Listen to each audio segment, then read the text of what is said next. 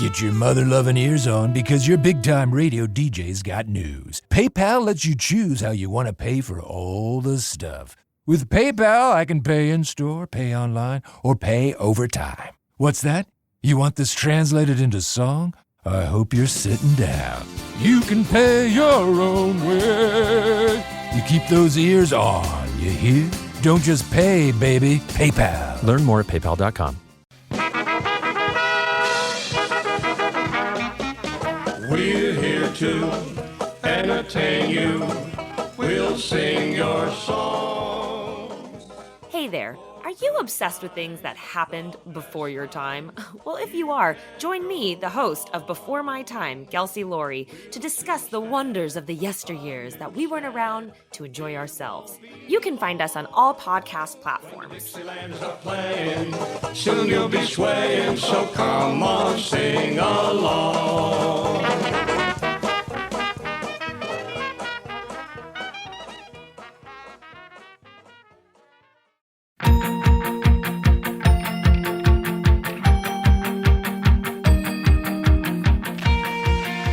Are you a fan of young adult novels? Have you ever wondered the stories behind the people who wrote your favorite young adult novels? Then join author Eric J. Brown And Alyssa Lube of Netflix's The Circle. every other Tuesday on YAOK. Available on all podcasting apps. Woo!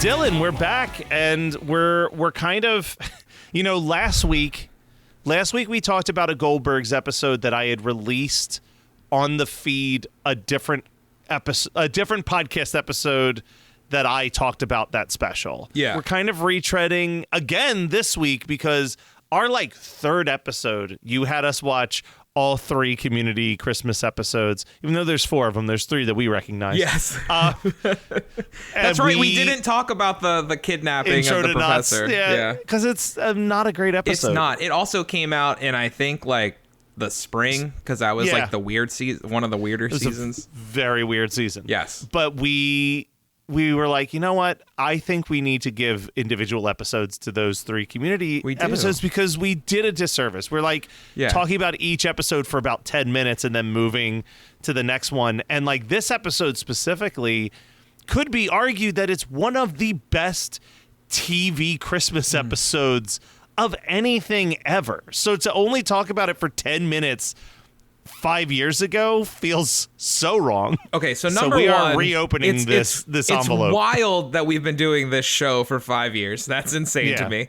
But number 2, I think in the beginning we were really just trying to find our format. We were trying to figure out, hey, how long can we genuinely talk about these things? Some of those early episodes we went for an hour talking about a wrestling pay-per-view, and I just don't I don't see us doing that now. I think we've locked in and stuff. Well, especially because now, what we didn't have back then that we have now is no, I'm just kidding. Yes. No, we actually have we have vocal listeners. We do. You know what I mean? We have people who comment on the Instagram posts and they message us and kind of let us know what they're liking and what they're not liking. Yeah. And I'll tell you what we didn't get a lot of messages about: the Christmas creature episode. I'll tell you what I hated watching: the Christmas creature match. So it's let's just lean into it. And I think we've also really locked in how to do January until September better. Where it's all right, January through March, here's our reviews of all of the new shit that dropped in the previous year. Like Valentine's Day will always do some type of Netflix or Hallmark like romance film that takes place at Christmas. And then, like March, April, May, June, July, like we're getting better at like, all right, what new shows are coming out? What new movies are coming out that we can say like, oh, the new season of South Park is out. Let's do one of the South Park Christmas episodes. Or like, like we're getting better at finding ways for it to feel fresh, where it's like, I love Miracle on 34th Street. I don't want to talk about that shit in May. No. We're getting really good at working our way around what we call heavy hitters, but while also talking about stuff that we enjoy. Because we knew that the one thing we didn't want to do, which is why we've never had an episode strictly dedicated to the 2000s, How the Grinch Stole Christmas, is what we didn't want to do is turn this into a hateful show. We didn't want to talk about stuff that we once in a while it happens. The Trauma Christmas thing. The Trauma Christmas thing was a fumble on my end, but even those then, are rare. Yeah, those are we rare. Turned it around. And we were we don't want to talk about this because it was bad, so let's just talk about how much we love trauma in general. Exactly. Exactly. Yeah. So we don't want to end up doing that. So I think we've really settled into our own. I do want to touch on what you had just said, that we have vocal listeners, and I can't. Matt knows that I personally have been going through a little bit of a rough patch, just mentally, just trying to keep the positivity going. And I will say one of the things that keeps me moving is knowing that there are people out there that enjoy us talking weekly about one of our favorite times of year. So thank you to everybody that does reach out, puts something out there, shoots us a message. We're reading them, and thank you so much. Yeah. All right. So, Dylan, let's lock in. Season 2, Community. One of the best Christmas specials of all time, for sure. Of all time. Abed's Uncontrollable Christmas. I guess minus the very last shot, a fully stop motion Christmas special. Yes. In the community world, breaking the fourth wall the entire way. Mm-hmm. I mean, there's so much to say, and I'm also like, what can I say? Like, you've either seen this and you know that it's unbelievably magical, or you haven't and you shouldn't listen to us ruin it, and you should go. You can watch this almost completely without the context of the show Community. 100%. It helps to know the characters and everything, but this doesn't feel like it's so, for a show that is more serialized than most sitcoms and a little bit more like tied into its own lore. This is one of the rare, you can go into this. I think you can go into this one blind better than you can go into the season 3 or the season 1 Christmas episodes. Agreed. Completely blind. Agreed. And I would love to. So this episode is completely told. Again, if you haven't seen this, go watch it. That's it. Yeah. Turn this off. Come back when you're done. Going back to talking to the folks who have seen this is, of course, told from the perspective of Abed, and he sees the entire world as stop-motion claymation. The rest of the cast sees the world as normal. So as I was watching it this time, I was like, that's what I want to see. I want to see this episode from the perspective of Duncan, maybe, at this point, of just like what is happening in the library room. We get mentions. We get a small segment of it in one of their fake flashback episodes. Yeah, where they do direct dialogue from this episode, and they're all just sitting around the table in the library looking confused as Abed's eyes are closing. He's just like, "Oh boy, we're flying across the jelly gumdrop land," and they're just like, "Wow, yay!" But you have to imagine that this entire episode is that 5-second clip. Yeah, and I think it would be absolutely amazing, because at one point, we'll get there. Going back to the beginning, we've got Abed, and obviously something is happening that's making him feel this way. But I love that we're still playing off of the idea that Greendale Community College and the dean is trying so hard to politically correctify the season. he's like, you just remember, here at Greendale, we don't support any of these holidays. If you want to share your support for these holidays, you can go to our various holiday sectors, and there's like little circles of different like holiday items that people can go to. Oh God, it's so good. But then Abed kind of breaks all the other characters' brains when he's like, well, we must be doing a Christmas episode today because we're all stop motion. And they all just kind of are like, what? Jeff's like, we should let this one go. Yeah. Jeff actually has some of my favorite reactions through this whole episode of what's happening. Because he's definitely just like, let's let this one ride it out. Yeah. I don't even want to be involved in this. And this was the start of Britta doing the exact opposite, where Britta has started her psychology degree and is constantly trying to therapicize Abed. Yes, much to his chagrin. Yes, unfortunately. But they reach out to the school therapist, Duncan, for assistance. Yeah. And Duncan is mostly focused on what a great book deal he could get for the story of this boy who saw the world as stop motion animation. We do get some pretty great moments, like when Abed's like, well, we can't do anything till we sing the theme song. And then he sings like a Christmas version of the community theme song while he's like house, string up the trees. And he's jumping on cars, and it literally ends with him getting shocked. Yeah, like getting tased, and he's just on the ground like shaking. Yeah, and as the community logo pops up. And then he sings the sad Christmas song, I think it's called. Yeah, short Christmas song. And he's making a snowman Christmas that turns out he's just rubbing Chang. Yeah. At one point, because, he's like, I'm not a snowman. I'm Chang. What's wrong with you?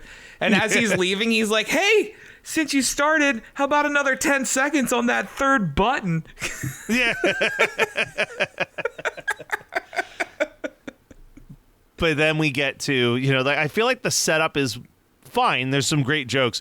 Once we get into Abed's like Christmas land, it's firing, where we're going on this journey, firing on all cylinders, dude. Every single bit. So he's like, well, if we're in the Christmas world, everyone has to be their Christmas personas. Yeah. Duncan is the Christmas wizard. Yep. Jeff in the box. Troy is the little drummer boy. Do I have a gun? No, you've got a drum. Cool.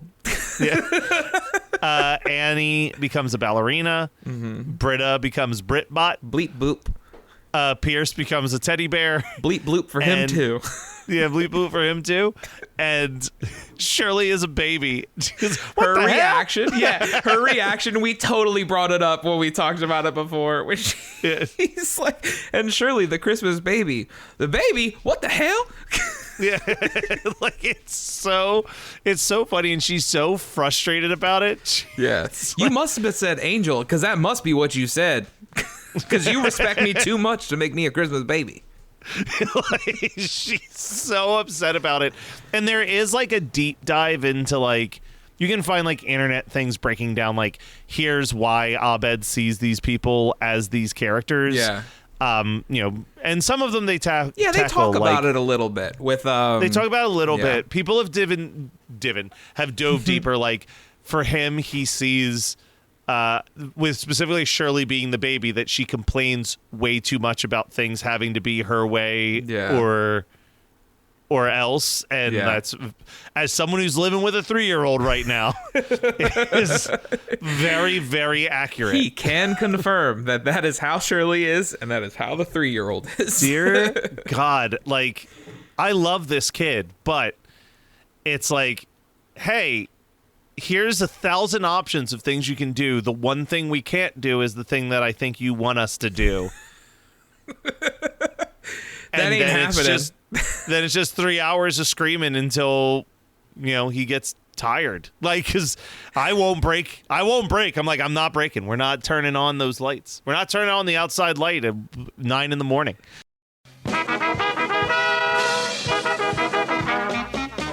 We're here to entertain you.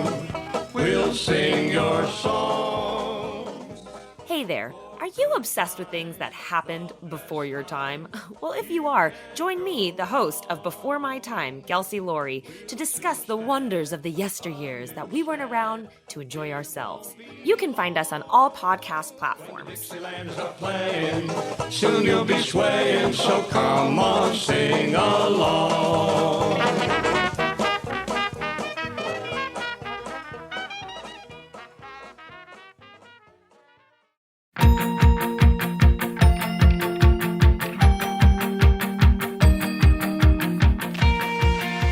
Are you a fan of young adult novels? Have you ever wondered the stories behind the people who wrote your favorite young adult novels? Then join author Eric J. Brown And Alyssa Lube of Netflix's The Circle. every other Tuesday on YAOK. Available on all podcasting apps. Woo!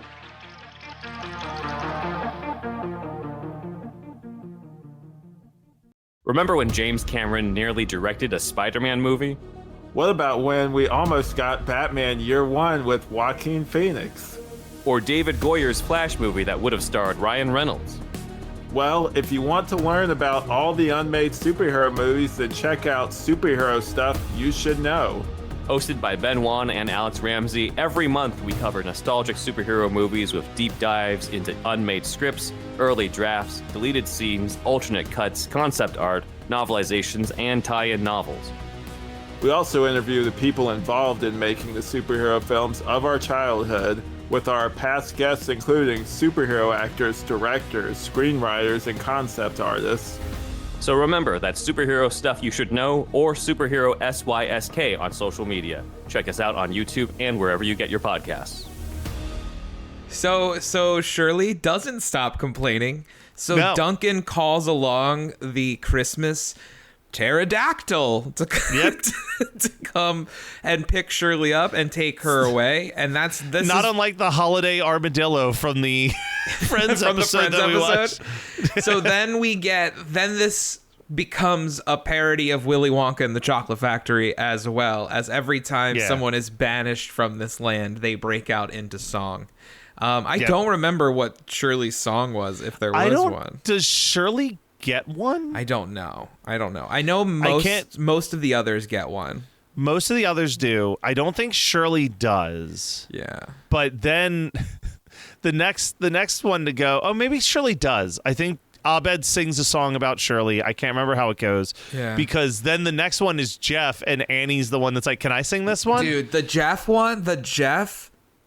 so they come across the sarcastic humbugs. The humbugs, and he goes, oh, humbugs, that's a real He cool goes, idea. He goes, Tim Burton must humbugs, be somewhere Tim Burton just pissed his pants or something. It's so good. They're like, Jeff, stop.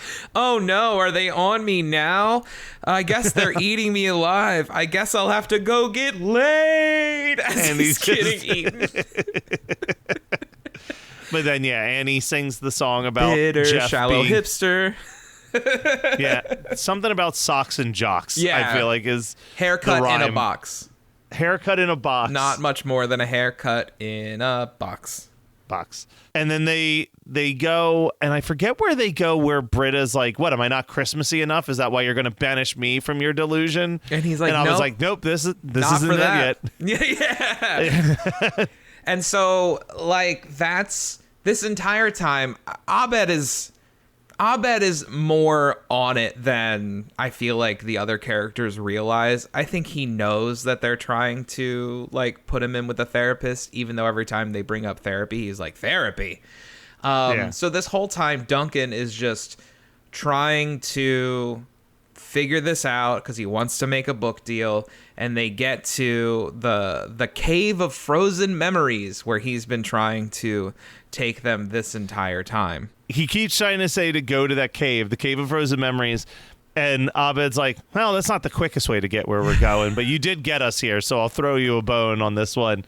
And then Abed flips it on Duncan and actually makes Duncan remember his own repressed Christmas memories. Where's your father, Duncan? Where's your father, Duncan? I don't know, Daddy! And he leaves.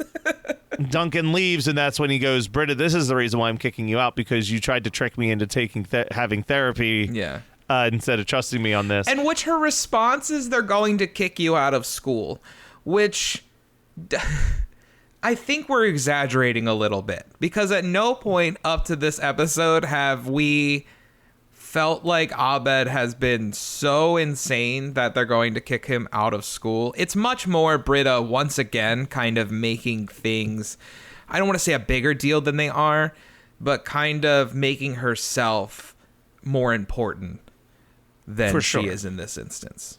But he leaves Britta. The last people remaining are Abed, Troy, Annie, and Pierce. And they board a train to the North Pole. To which Pierce leaves. Pierce says he's going to go home. He said, we're out of cookies. I'm going home. So Pierce leaves because his return... it's so when he sweet. Comes back... we'll get there. Yeah, we'll get there. will. But Pierce leaves. It's just the three of them. And when they're talking about their favorite Christmas things, Abed says, well, every December 9th, my mom comes over and we watch Rudolph the Red-Nosed Reindeer together.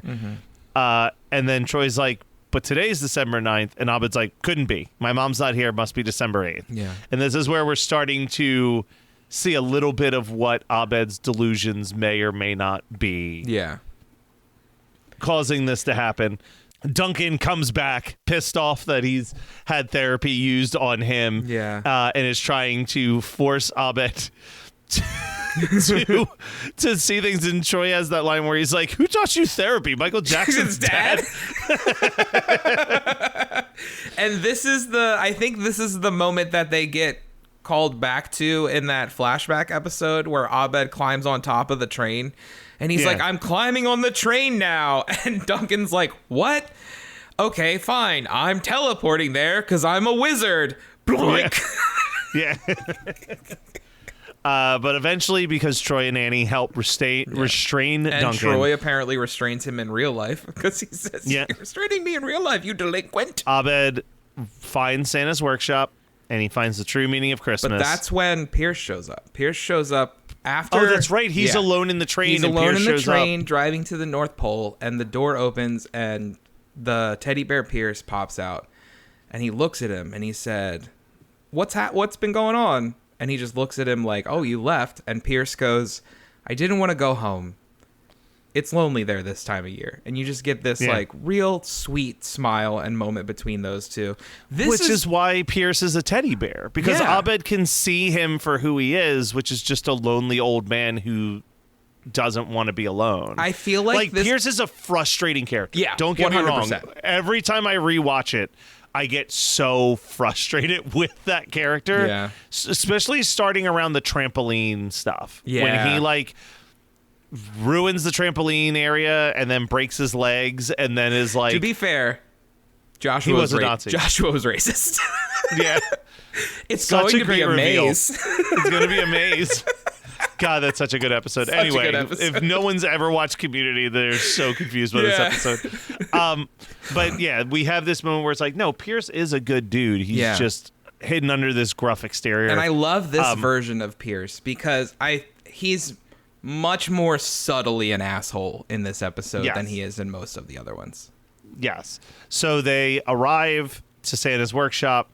Abed opens up the box waiting for him, and it's a copy of the first season of Lost, which he says represents a lack of payoff. Yeah. Which I understand the joke. I understand the bit.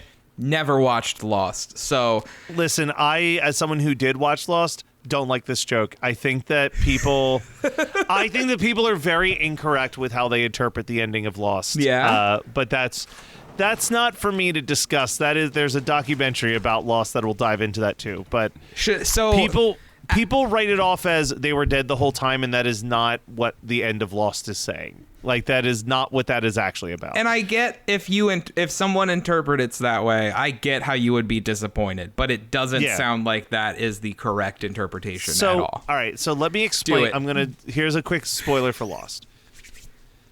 There is points in the show where when they talk about spirituality, there is this discussion that some religions believe that you are not able to pass over out of limbo until all of the most important people in your life are able to join you. Okay.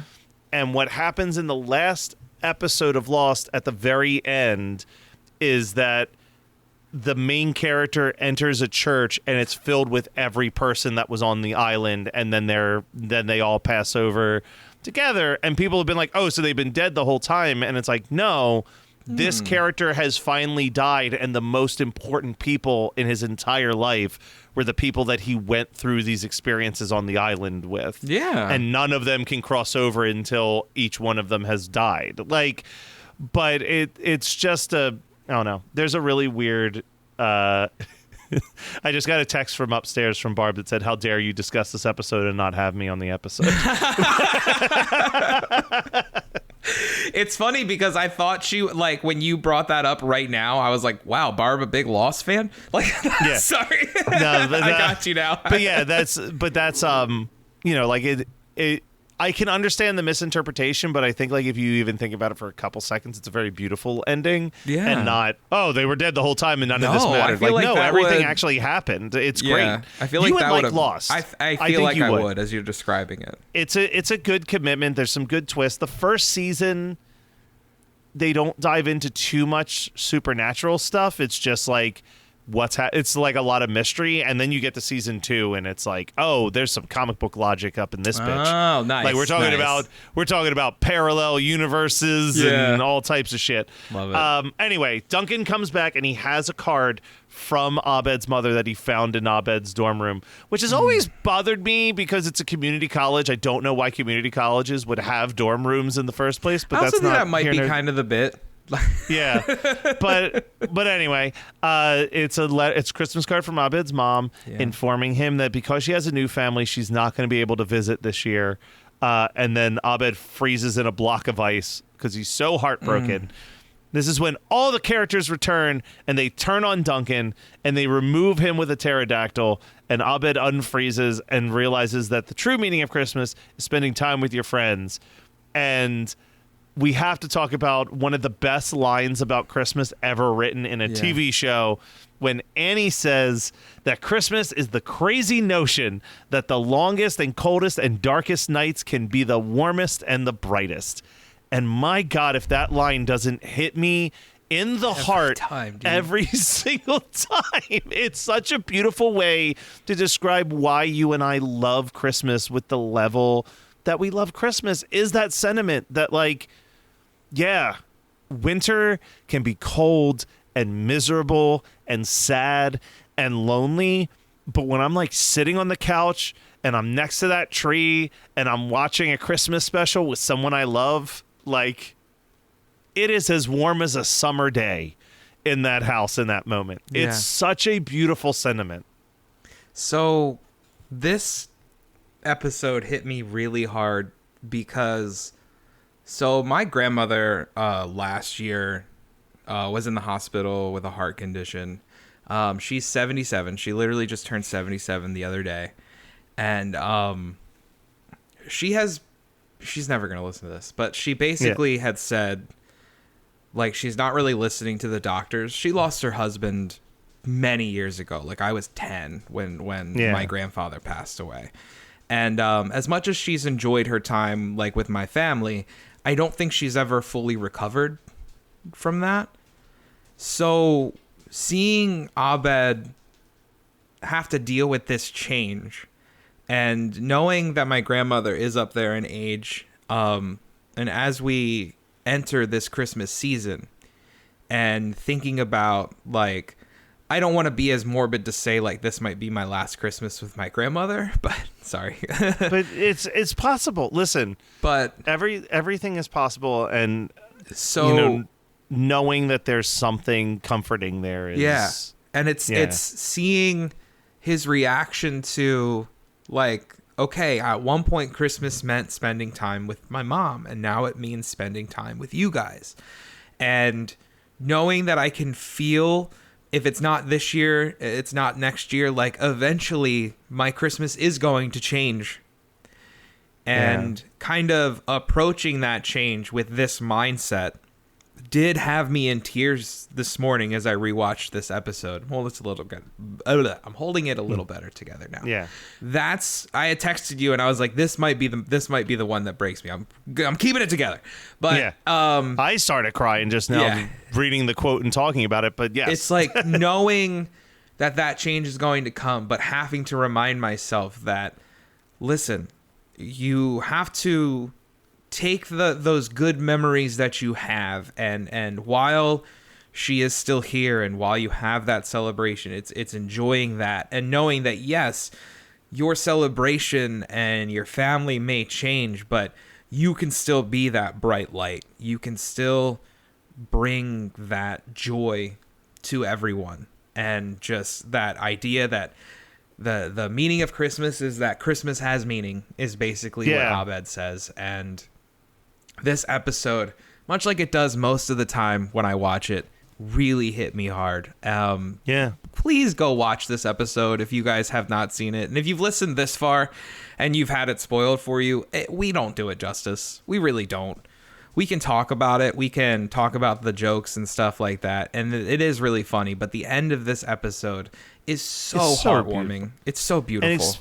And it ends... I think that we get 2 different episodes that end with them watching TV together. Yeah. As a family. And I love both of them. Right? They go to his dorm and they watch Rudolph with him instead. Yeah. And there's that awesome shot where, like, the camera flips up and you can see them as the actual people and not the claymation characters in the reflection of the television. Yeah. Beautiful moment. The post-credits scene is not my favorite. It's just Troy and Abed talking about how delicious stop-motion food looks. It is my least favorite of the Christmas post-credit scenes. Like, it's not as good as Christmas Troy, and it's definitely not as good as Dean. Yeah. But I think my favorite of these, them watching, this isn't even my favorite of them on the couch together. As much as I do love this ending, I do love in the Glee one where he wants to watch, he watches the awful, like, Star Wars holiday special style, the Doctor Who parody. Yeah. And he's like, this is terrible. And then they come into his house caroling. Like, that one hits me, I think, a little bit harder than them watching Rudolph together. But, God, what just a good show. Great show. I'm so glad. I'm glad that we decided to revisit this one and give it its actual due. I'm glad that we revisited it. I'm glad that we're kind of reaching a point where it seems like everyone in the cast isn't trying to distance themselves from the show. I feel like for a moment, like, Donald Glover was trying to prove that he wasn't just the funny guy. Yeah. And I think he has fully proven that. And from hearing interviews with not just him, but other people involved with the show, it sounds like they're all in a really good spot. I do hope that we one day do get that movie. And I will tell you, when that day happens, I am going to sob when those credits hit. Like, it's going to have to be really terrible for me not to probably cry at the end of whatever they're thinking for the movie version. If we don't ever get the movie, I do hope that somehow, like, a script leaks, because I just need more. I need a definitive ending to this show. It sounds like they filmed most of it. Did they film it? I thought they were pushing it off. Yeah, I thought things got delayed. Yeah. Well, that's also possible. You know what, though? Here's my one biggest gripe. Barb and I did a rewatch of Community very recently. Yeah. And for many years, my rankings were seasons 2, seasons 3, seasons 1, seasons 5, 6, and then 4. Yeah. And dead last. That has changed for me ever so slightly. I've flipped 6 and 4. I actually think 6 is the worst season.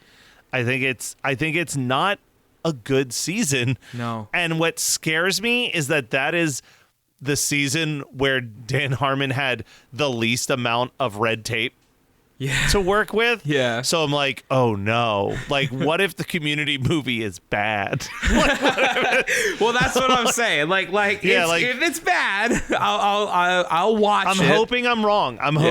But doing that rewatch, I'm like, ooh, Dan Harmon without someone to rein him in is not good. Yeah. So I know that season 4, the gas leak year, there's some really great episodes. There's some phenomenal episodes there. I think that's the season where they do the Inspector Spacetime convention. I love that episode. Right? It's a great episode. That season, even though people view it as the worst, it's still everybody's there. Everyone's there. Still there. That's the thing. When you get to season 6, half your main cast is gone. I think the last episode of Community, and again, this will go back to my love of Donald Glover, of course. Yeah. I think the last episode of Community, to me, in my heart, I've seen the other ones. I find enjoyment in the other ones, but the episode where Troy leaves, to me, that's the end of the show. I'm like, okay, we've kind of split, because at that point he's gone. Shirley's on her way out a couple episodes later. Like, it's just Pierce is leaving. Sorry, like I'm bummed that we lost Pierce, but knowing Chevy Chase is a person, or knowing who he is a person, like, whatever. But listen, I am bummed Chevy that we Chase lost dying did give us one of the best episodes of season 5. That's also true. Yes. the episode where they have to like sit and here's your sperm. Yeah. Did you watch the read through they did with Pedro Pascal? Fucking so funny. Him not being able to get through almost any of it. It's good. So fucking funny. Good. Dylan. Yeah. I love you, buddy, and Merry Christmas. I love you too, bud. Merry Christmas. Whoa, oh, whoa, now we won't stop till the big ball drops on New Year's. Have a happy holiday, have a great holiday, have a merry happy holiday.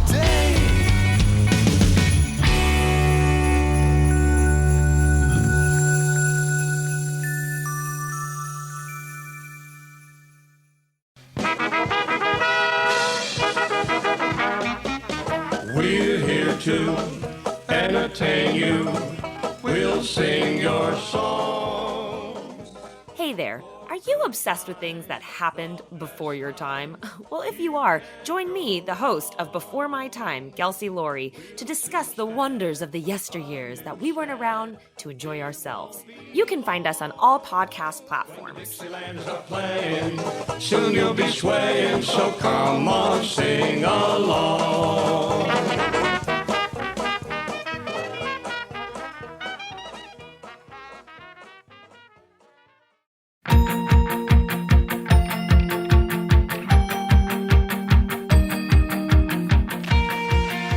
Are you a fan of young adult novels? Have you ever wondered the stories behind the people who wrote your favorite young adult novels? Then join author Eric J. Brown and Alyssa Lube of Netflix's The Circle every other Tuesday on YAOK. Available on all podcasting apps. Woo!